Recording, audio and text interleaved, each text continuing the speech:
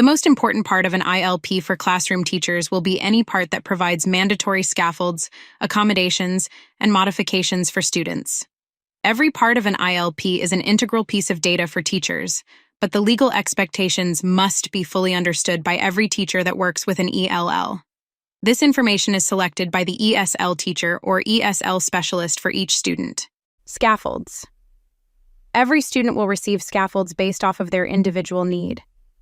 The creator of the ILP will use data from testing, classwork, interviews, and knowledge of the student to provide the scaffolds that the student will need.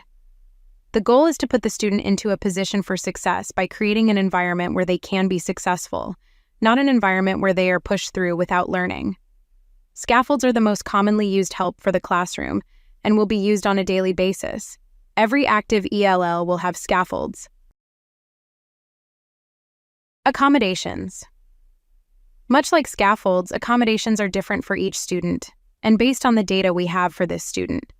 Some accommodations are optional while some are mandatory. For instance, the state of Tennessee has regulations for tests being read aloud if a student does not score proficiently enough in the reading or literacy domains of their test.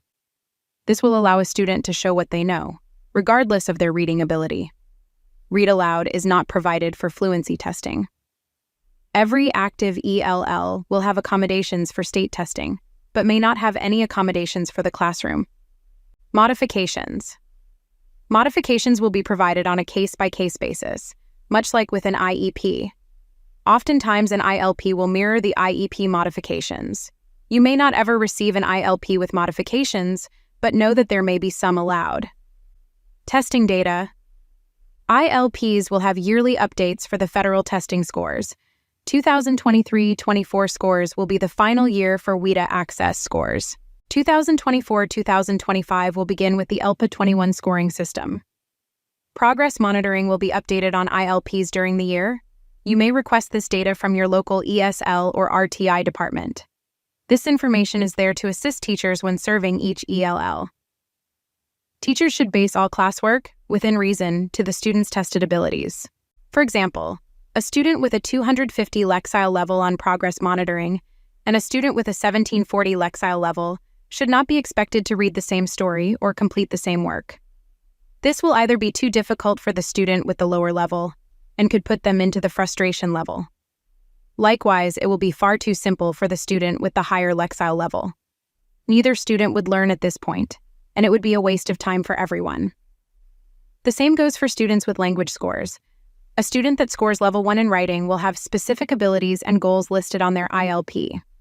This may be as simple as draw a picture and label items. Another student that scores a 5 on writing will have much different expectations in the classroom. This student is more capable of using research to explain the benefits or disadvantages between multiple items or ideas.